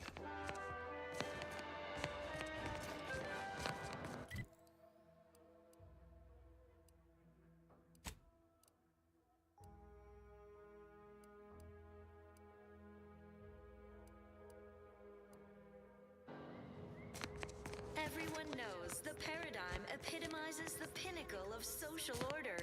Hey, Why? Commander. Because Could I have a word with you real quick? I hope you're not seriously considering helping the Protectorate here. I know these folks seem on the down and out, but we're as like to do more harm than good by siding with them. We're constantly out of balance. Individualism ran rampant.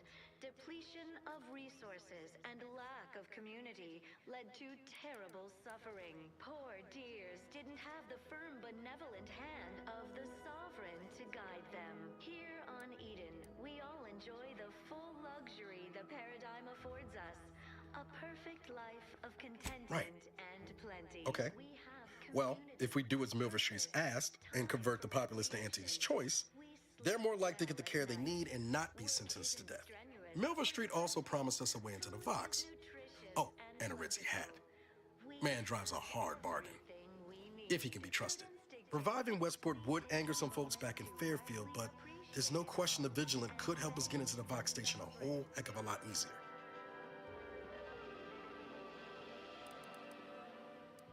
You are the raw. Your heart's rightly placed, Commander, but past experience has taught me that sometimes helping causes more harm than good. That's all I'm getting at. Our duty to the Protectorate. We're all in this together.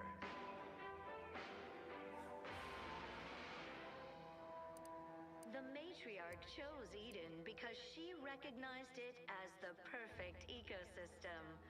The native flora and fauna, the pleasant... Before you make a decision one way or the other, let's ask around. See what the residents have to say. No use trying to lift up those attached to the muck. To govern it, the matriarch working with and through the sovereign. Well, look who it is. What is it? Speak your mind. Designed marvel where, if each of us does our part, produces glorious bounty for all. Naturally, sometimes challenges do arise. Pshaw! I've no desire to speak of the current state of Fairfield, no less the Auntie's choice riffraff controlling it.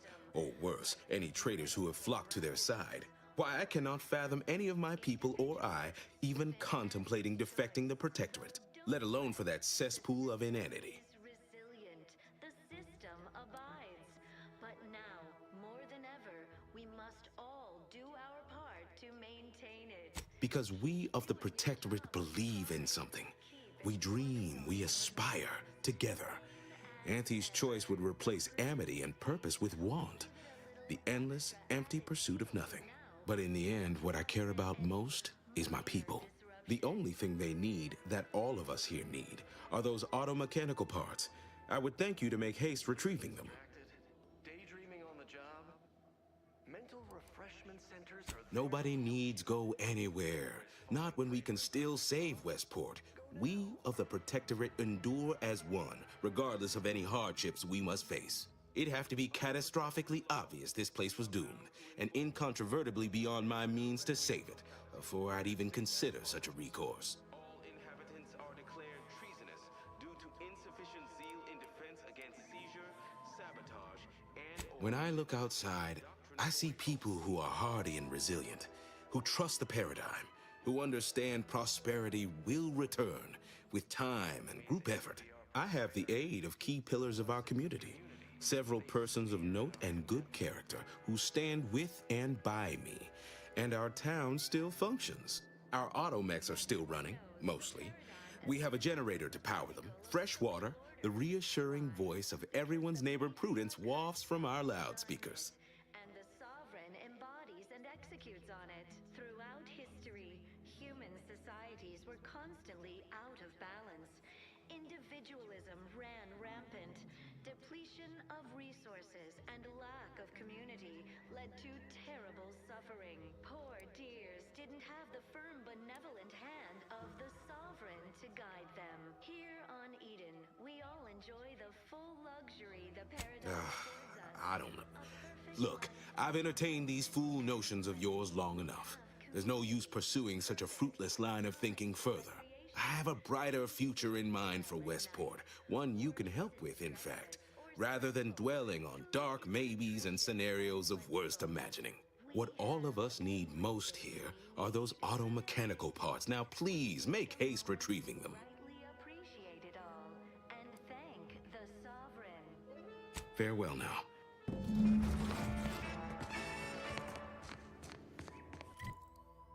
Material for perfection.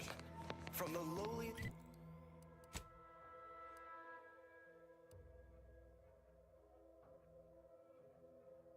to the most exalted vigilant, we must all fulfill our duty to the Protectorate.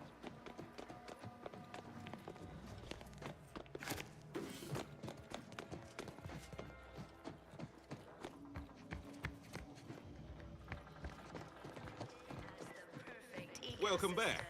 Ah, the itinerant stranger returns. The pleasant atmosphere and Farewell. natural resources represent a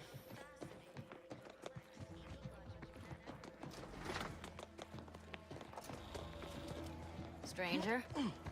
Can't imagine telling Hogarth I'm leaving. Believe I'd feel additionally traitorous once This I'm is in all his going ways. perfectly according to the paradigm, I Imperfect guess. thoughts sure can I be just can't invasive. wait for it to be going more Prudence perfectly. dictates Outsider. we maintain sufficient zeal at all times. Imperfection is impossible when the mind is a thing of perfect symmetry.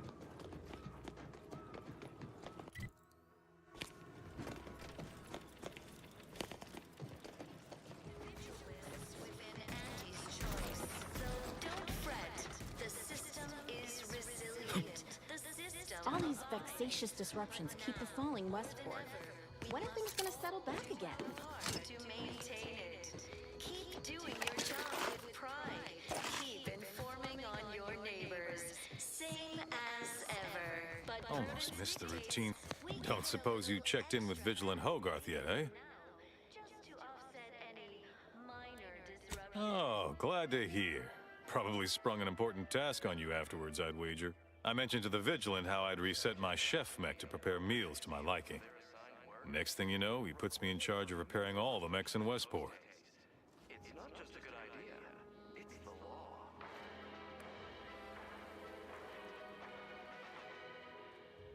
Under Protectorate law. I mean, sure. All the underlying logic's the same if you mull it over. I've been trained to run them big algae processing units, which are a fair amount more complex. It's just... subjects are expected to mind their assigned area and particular forte. So I was a mite taken aback. But I am happy to help the system abide any way I am able. Our enemies envy our prosperity, disdain our sense of community. They sneer at our contentment. I assume those are approved Protectorate announcements, correct? With everyone's neighbor Prudence and the like? I mean, sorry. Of course they are. Loudspeaker control terminal is in the proclamation station, a few structures over. One with the antenna. I suspect they go there. Not to indulge in idle talk, but things have been different around here of late. Not at all overwhelmed or terrified of dying, though, of course. The system abides.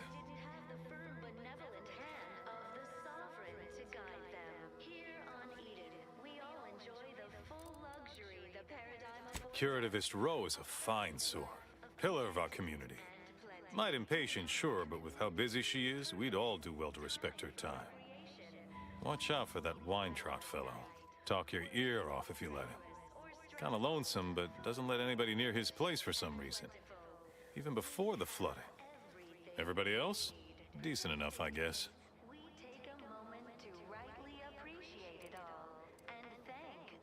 Much to do, truly. Toughest challenge now is upkeep of key apparatus.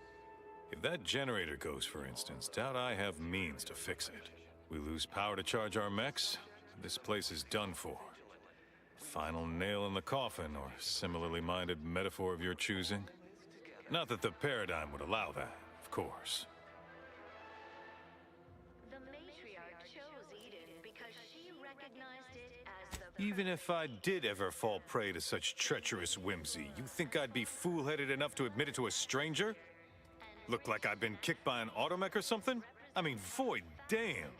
Vigilant Hogarth's still here. No matter how bad it gets, keeps us going. Keeps us right. Folks like him prove the paradigm is aligned with the Architect's plan. Just gotta trust the rightful guidance of the Vigilance and the Sovereign. produces glorious bounty for all. Naturally, sometimes challenges do arise. We all Think I care more about remuneration than helping my neighbor? Nah, I'd rather live in an honest-to-goodness community than be surrounded by them individualist backstabbers. Sure feel sorry for them. Maybe someday after we, well, utterly crush their forces and disprove their bent philosophy, we can show them all a right, better way to live. But now, more than ever, we must all do our part to maintain it. Keep doing your job with pride. Keep informing on your neighbors. Same as ever. But prudence dictates we give it a... You don't say. Huh. So it's only here with our, perfect society that it works our way. How, fortunate for us all to benefit from such judicious guidance. Mental refreshment centers are there to help you. Don't risk falling prey to imperfect thoughts. Go now. That's a right intriguing proposition. I do wonder what it's like to have choice about things. If it weren't for Vigilant Hogarth, I do believe I'd scupper off to, well, you know where. Yeah. You convince him, I'm in. But I owe him enough I wouldn't abandon him for nothing.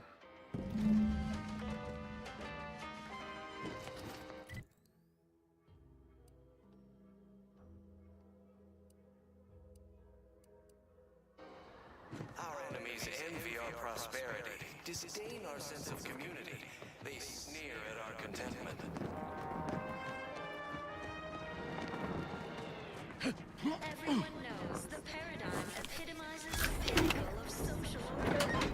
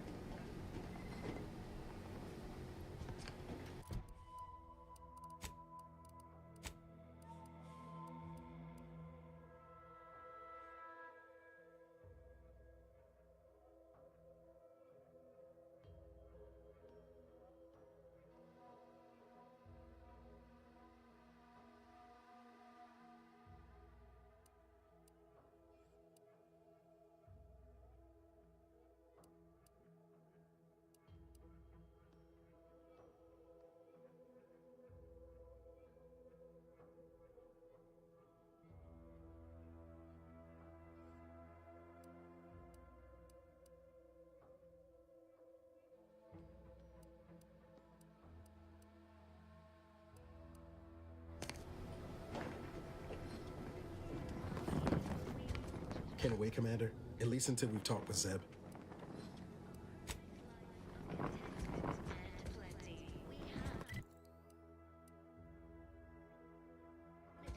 Purpose, time for recreation. We sleep well at night. Work isn't strenuous or stressful. Food is nutritious and plentiful. We have everything we need. Prudence dictates we take a moment to rightly appreciate it all and thank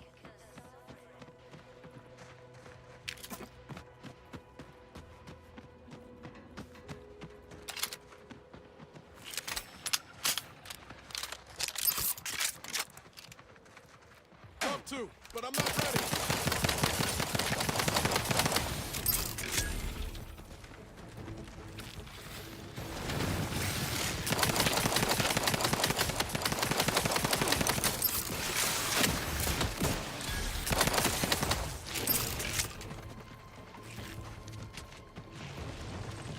Armed and ready.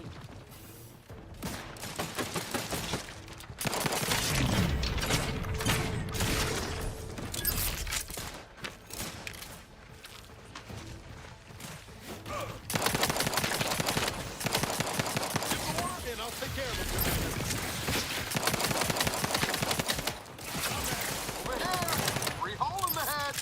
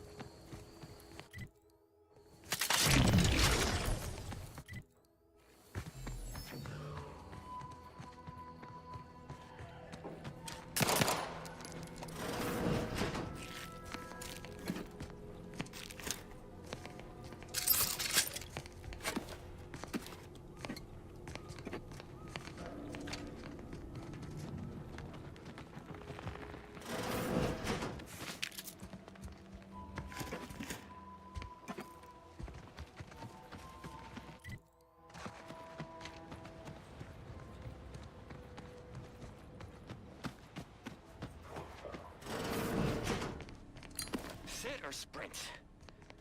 Typical predicament for an anti-bottom runger like me. Wish I never snuck in here to begin with. Seemed like a good idea at the time. Nah, it was a great idea. So much stuff for the taking around here. Motherload of loot. Plenty to get me back in the sprat race. Just didn't account for all these crabbles. Real fly in the old ointment. I could just sit tight, live lean off all these supplies, hunt the crabble skedaddle, or maybe open the door and bolt. Seems like a good idea. Nah, it's a great idea.